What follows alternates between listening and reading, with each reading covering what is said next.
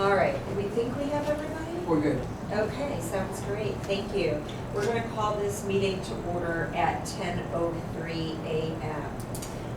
For purposes of attendance, we have John Vanetti here. We also have John Garrity joining us via Zoom and myself in person, so all the board members are in attendance. Can I please have a motion to approve the agenda for January 8th? So moved. In a second, thank you. It is approved, the agenda for today's meeting. Could I please have a motion to approve the minutes from November 6th? So moved. Thank you. I am also in favor, so that has been approved.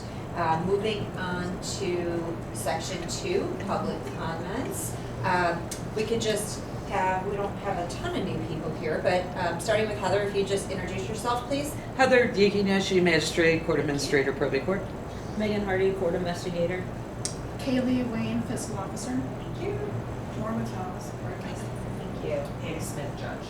Wonderful. Those are all our guest participants today. Do any of our participants have any public comments? Okay, hearing none, we will move on to the financial report that will be presented by Diana. Thanks very much. Good morning, everyone. With respect to the finance report for this period, it is for the entire 2025 fiscal year. Understand that the county closes its books around the first week of December. So as John and John both know, transactions filter in through the month that aren't going to get processed until January. But this reflects everything actually received and actually paid through December 31st. You will see that the probate court decided that they wanted to pay the $25,000 for 2026 in December. So there's an extra $25,000 from the probate court that was received that's reflected in this budget. But you'll note at the bottom of the page where I talk about whether we had under budget or over budget, our net income, I had to back out that $25,000 because it doesn't really count for this year. So that left us with a net income to expenses of $2,540.36. In terms of what the budget reflects, obviously we've been having vacancy savings because we lost a case manager at the end of October. So we didn't have those salary expenses for November and December. We did, however, pay out accrued vacation that was owed to the employee when they separated from employment. So that's a new line item on this. If you see under expenses, the top section, salary, wages, and benefits, the last entry is employee retirement / termination. That is the amount of money that was paid out as accrued earned vacation. Not really much to add. Most of the categories were within budget. I will say that as it concerns income, we billed $20,000 to JFS for the second half of the $40,000 that was applied to 2025, but have not collected it yet. So we will be collecting that probably this month. So that's why you only see $29,000 reflected in income from JFS. And as I mentioned before, the $9,000 was actually the prior year that didn't get paid until January. But those monies are coming in. So also with respect to the PCGSB administrative fees, I had projected that we would take in about $10,000. It shows $9,370, but actually I have invoiced an additional $1,700 in 2 different cases that we haven't received yet. So for 2025, we actually collected over $10,000, even though some of it will come in this month. We're going to try and be diligent about collecting administrative fees where we're able to in this current fiscal year, but at least we were able to achieve that. So I'm grateful we were able to add those extra dollars. Are there any questions with respect to the budget for the year and how we ended up? I'm happy to answer any questions that you have. I will point out, you'll remember I slashed the 2026 draft budget because we hadn't paid out much in legal fees and we hadn't spent as much in gasoline and mileage reimbursement. Even though I only budgeted $6,000 for 2026, we spent about $8,200 through the year 2025. So that's a section of the budget that will probably be underfunded, but hopefully we'll have some savings in other areas. I still plan to not fill that case manager position because that's the only way we're going to be able to make up the vacancy savings to offset the deficit. But I'll get to that when we talk about approving 2026 after this. So if there aren't any questions concerning year-to-date through the end of December 2025, if we could have a motion to approve. So moved. Second. Thank you. Okay, I'm in favor as well, so. Okay, very good. In that case, if we could move to the next page, this is the same draft budget that I gave you in November. The difference is we now have had the Board of Portage Developmental Disabilities approve their contribution, and MHRB also approved their contribution. And as I mentioned, we have received the $25,000 from the probate court. So those funds have been secured for 2026. We're in the process of getting the paperwork executed so we can receive the payments from MHRB and Portage DD. And documents that I have on the table to sign is the Memorandum of Understanding Amendment for 2026. That needs to be signed by Judge Smith and John Garrity and John Benetti. So I know you had signed it digitally, John, but I'll just go ahead and have you sign it here today, and then we'll get Judge Smith's signature, and then I'll get John's on it as well, and we should be good. Is there anything that John, you need, or John Benetti, you need in terms of invoices? I know I sent out invoices when I sent out the MOU. Do you have all the paperwork you need, except for these documents to be Yeah, I signed? think all we need is just to sign it up. Okay. And Diane, when you send that out, if you send it to me last and send it as a PDF, because then I can put a certified timestamp on it and with my signature. I will do. As soon as I get Judge Smith and John Benetti to sign it, then we'll scan it and send it to you. And you'll be the last As a signature. PDF. Yeah, will do. Super. Okay. So this is the same budget then that was presented in November. It shows the deficit of $36,165.82, which, as I mentioned before, we will offset by realizing vacancy savings through not having a case manager hired until at least May. And with those pay periods not being paid out, we'll offset that. It's not something that is optimal, but that's the only way to make up the deficit at this point. As you know, we have a reduction from JFS from 40,000 to 25,000. So that's one of the major contributions to the deficit as well. If I don't have any questions concerning the finalized version of the 2026 budget, I'd like to ask the board to approve. I do have a question, Of course. Diana. So, just for clarification, the $40,000 that JFS has historically paid, I know you've been invoicing them for that, correct? Like, Well, let me just correct, it's not Okay. historical. They paid $35,000 in 2024. Okay. Raised it to $40,000 last year. Yes. And reduced it to $25,000 this year because they had to cut several of their contracts. Understood. Because they projected that their revenue stream wasn't going to be able to support a higher contract amount. Although they did say they would revisit it in January or February once they could determine what carryover revenues they had from 2025 that might be available to support additional contract amounts. So we haven't had that discussion yet. Okay. My question goes to, I know we were submitting invoices back to them, correct? The model that JFS asked to follow was that we would execute a memorandum of understanding, and that would be for a set amount, up to a set amount, based on us sending referrals to them for eligible reimbursed clients. And how much per referral? 5. 5. So last year it was 40,000. Did we Referrals. Did we have 8? We did have 8 referrals. We billed all 8 referrals. Okay. So my question is, they're giving us 25,000 this year. What if I get 8 referrals from them? We'll cross that bridge when we come to it. I don't know what the referrals from APS have ebbed.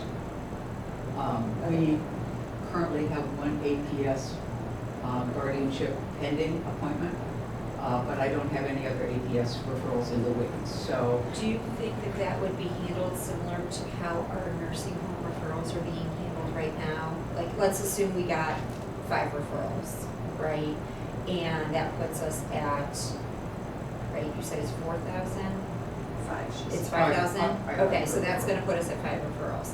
So let's assume we get referral number 6 and they've only contributed 25,000. Are they gonna be handled similar to how our nursing home referrals are handled? And that's what I'm trying to figure out here, right? I understand. And I'm just wondering, like, does that put some pressure on, I don't know what the Yeah. answer is here. I'm just I trying hate to get into a hypothetical because we don't know how many referrals we're gonna get. I do tend to think that Kelly Jo would revisit it, and if they had more referrals and needed to support us for that, I think they would probably find a way to come up with the money. Fair enough. So I'd rather. I don't wanna pin you down, I'm We just, have less referrals. Well, that's we a might get challenge, less but referrals, right? But the way the MOU was written, it's not just specifically to APS referrals. So Okay. I have billed them for people living in the community that were seniors that were referred from a hospital because it was unsafe for them to go back home, which otherwise would have become an Would have APS become- client. Okay. And so under That those makes sense. scenarios, they've been willing to support those. Okay. Thank you for that. And I have a couple of those that we built last time. Any John? other questions Yeah. on the 2026 budget? No, not for me. Then if we could please have a motion to approve 2026 unless anyone else wants to add? So moved. Second. Thank you, I'm in favor as well, just so. Thanks very much. Approved. So let me talk a little bit about our operations overview. We currently have 67 active cases. That's less than in November. We had 3 people pass away during the holidays, which is not uncommon. But we also currently have 3 pending guardianships. We have 1 referral from APS, we have 1 referral from Coleman, and we have 1 referral from Portage DD. So all of those applications have been filed and the hearings are pending. That will take us to 70, so we're now in a holding pattern, whereas if we get other referrals, we're gonna have to see how that gets handled. The problem with waiting on a referral is those statements of expert evaluations are ticking. And after 90 days, then we have to get a fresh one, which may or may not be problematic depending on the prospective board. We do have 6 wards on hospice care, and there's another couple that I think may be going that direction. So it is foreseeable that we will have openings. I don't anticipate any wards that will be having their guardianships transfer out of county. We only have 1 guardianship that is living in Stark County, but I don't see that residence changing just because the situation's stable and it's, I've talked to Portage DD about possibly moving him back, but I don't think that that's necessarily in the person's best interest, so. Other than that, just so you know, all of our wards are in county except for 12, and those are placed in nursing homes in Summit County, and I think the one in Stark, I can't remember who else, but the only time we place somebody out of county is when we just don't have a nursing home or an assisted living facility here that's willing and able to take them and can meet their needs. As you see, 50% of our wards and pending wards have a mental illness diagnosis. 74%, I'm sorry, that should be 14%, not 74%, have a DD diagnosis, and 50% have a dementia diagnosis. Some of these have dual diagnosis, so it's mental health and DD, or mental health and dementia, which is why it's always more than 100%. So I'm sorry, I'm going to correct that. We have a total number of adult guardianships in Portage County as of the end of December. 623 of those, 89 are considered public guardianships. And of the 89, we have 67, so we have over 75% of all the public guardianships now. Numbers just raising. I'm sorry, did somebody have a question? Did you have a question, John? No, Oh, he just wasn't on there. He Oh, gotcha. Got it. He's back. Okay. And again, when we started out in April of 2023, there were 41, I think, public guardianships at that time. So in about 2.5 years, it's doubled because of the availability of someone to become guardian. So that's pretty much where we are in terms of the operations overview. Does anyone have any questions about where we are?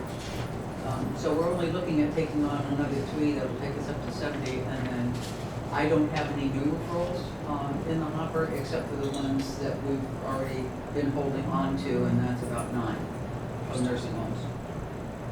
We are, of course, prioritizing the ones from our community partners. All right. So at this time, I'd like to give a shout out to the probate court clerks. I don't know if you saw the flyer that I included, but I have to say, they were absolutely delightful.